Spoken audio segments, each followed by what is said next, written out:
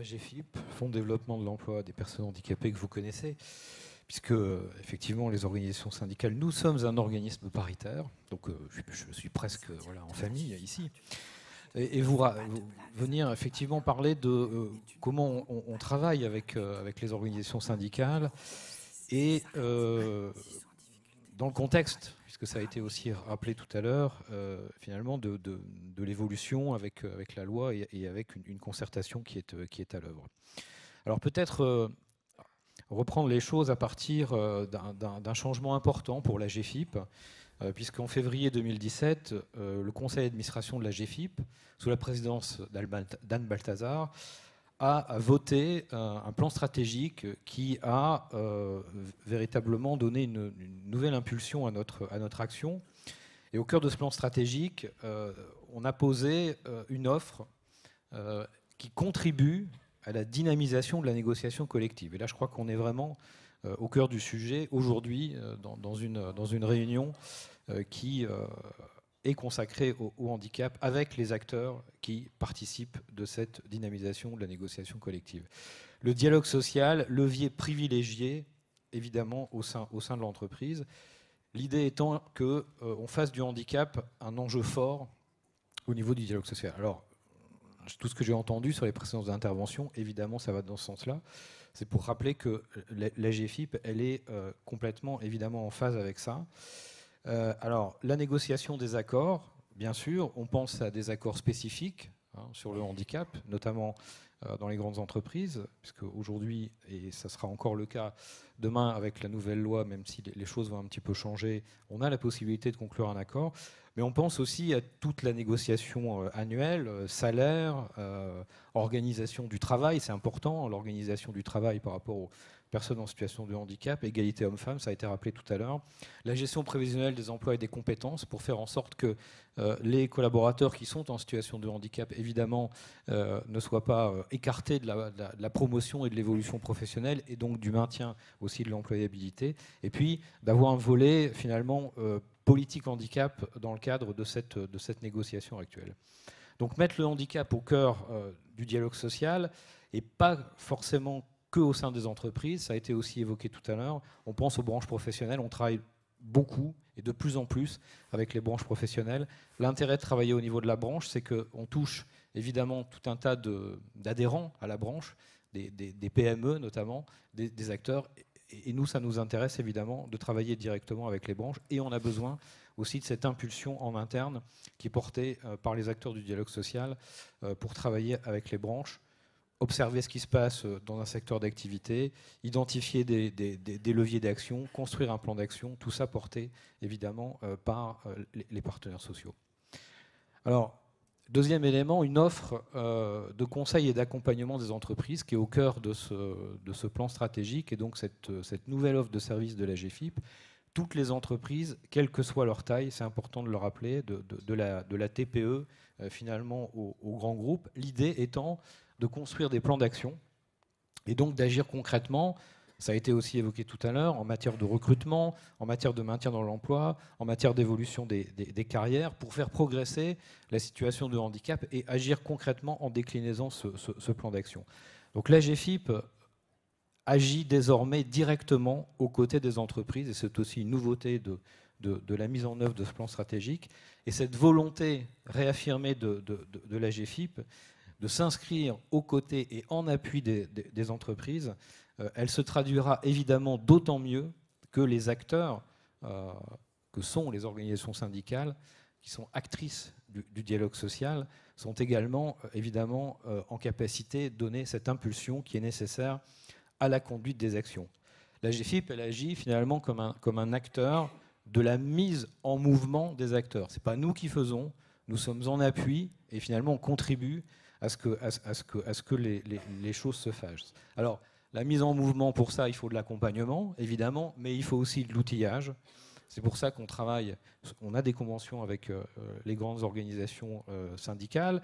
On a mis en place un centre de ressources, l'idée étant qu'on puisse piocher dans ce centre de ressources des outils, très concrètement, et ça a été rappelé tout à l'heure, au sein de l'entreprise, on veut finalement mener une action de sensibilisation sur le handicap. On va pouvoir trouver une vidéo, une brochure, une plaquette pour parler très concrètement de ce que c'est que le handicap dans l'entreprise ou parler très concrètement de ce que c'est que l'autisme ou le handicap psychique. C'est important de mettre donc des ressources concrètes à disposition des acteurs.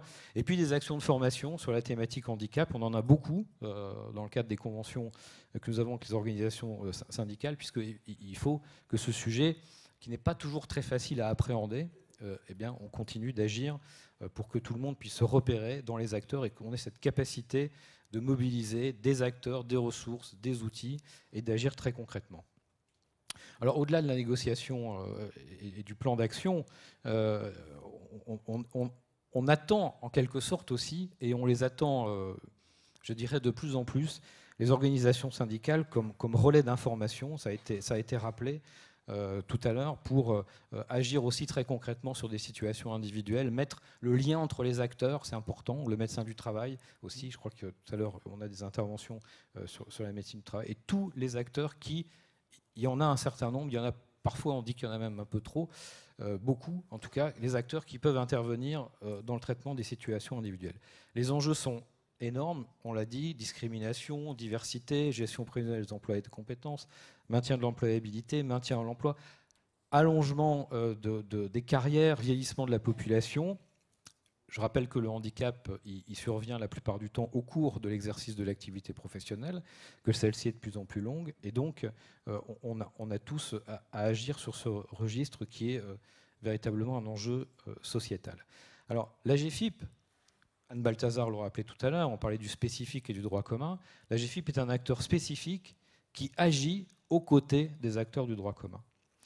Et là aussi, on attend, il y a un enjeu fort sur la prise en compte des personnes en situation de handicap dans les politiques publiques.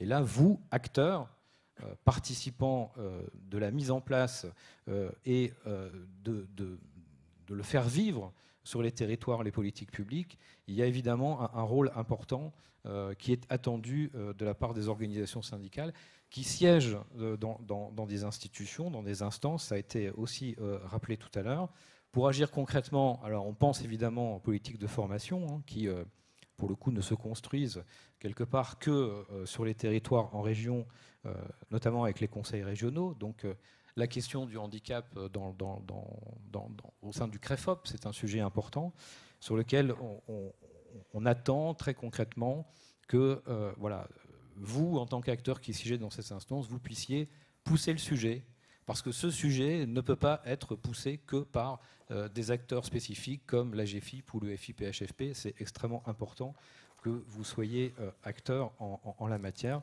On pense aussi à France Compétences qui est en train de se créer et pour lequel, bien entendu, il va falloir que la question de la prise en compte des personnes en situation de handicap dans la politique globale de formation soit posée. Le droit commun en capacité d'agir pour les publics en situation de handicap avec l'appui d'acteurs spécifiques et évidemment avec les ressources que la GFIP est en capacité de proposer, mais on y arrivera d'autant mieux et le droit commun sera d'autant plus actif, évidemment, que tout ça sera relayé par l'ensemble des parties prenantes. Alors, un petit mot sur les évolutions législatives, au-delà de ce que fait la GFIP, si je puis dire. Finalement, ça nous invite à continuer à aller dans ce sens, puisque on a une loi qui porte une approche inclusive. Et encore une fois, si on veut que cette approche inclusive, elle vive, ça veut dire qu'à un moment donné, la thématique handicap, elle n'est pas considérée comme une thématique à part. Elle est positionnée très clairement et concrètement au sein de la politique RH d'une entreprise, au cœur de cette politique RH, et que donc il faut vraiment qu'on concrétise cette approche. On l'a dit tout à l'heure, il y a des choses qui vont vraiment dans ce sens qu'on trouve dans la loi. La mise en place, par exemple, des référents handicap dans les entreprises de 250 salariés, ça c'est important. À ce stade, ça a été un petit peu souligné tout à l'heure, il y a beaucoup de choses qui vont se passer dans les décrets. On le trouve dans la loi.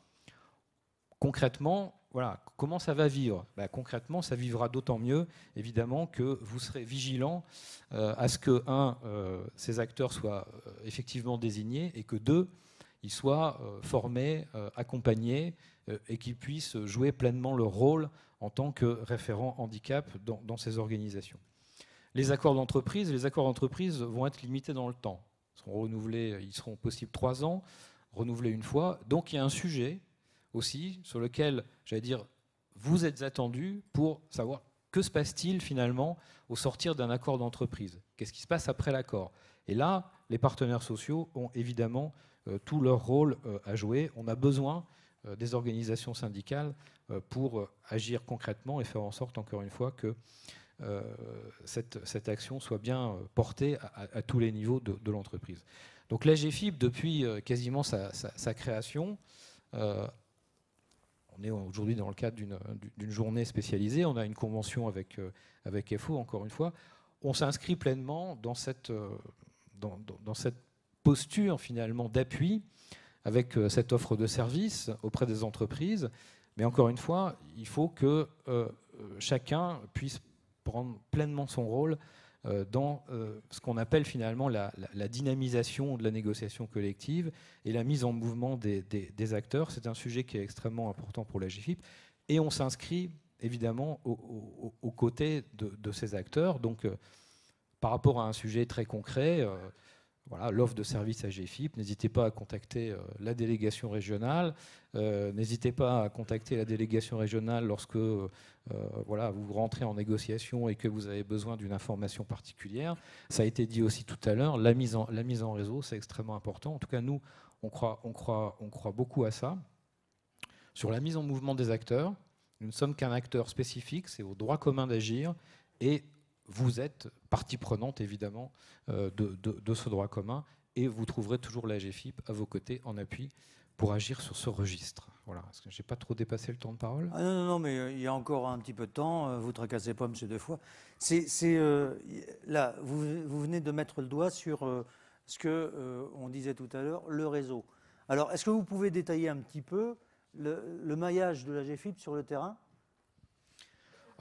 L'AGFIP, elle est présente sur l'ensemble du territoire à travers ses délégations régionales, mais on est surtout un acteur qui visons finalement à jouer un peu un rôle d'assemblier avec tous ceux qui portent des réponses, parce que c'est ça l'idée. L'idée, c'est d'avoir des réponses qui fonctionnent sur les territoires avec des acteurs sur leur champ de compétences, le Cap Emploi qui accompagne les entreprises dans une politique de recrutement, qui fait du maintien dans l'emploi, des acteurs spécifiques, parce que le handicap, ça nécessite parfois des compétences et des expertises un peu pointues.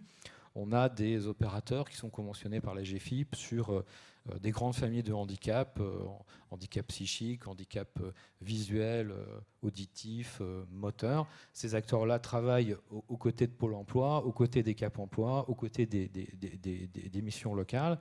Et puis, le rôle de la GFIP, c'est justement aussi, notamment dans le cadre des PRITH, où on a tout le monde autour. Alors, vous ne m'avez pas repris, mais vous auriez pu. Oui. Le programme régional d'insertion des travailleurs handicapés, où on a tous ces acteurs autour de la table.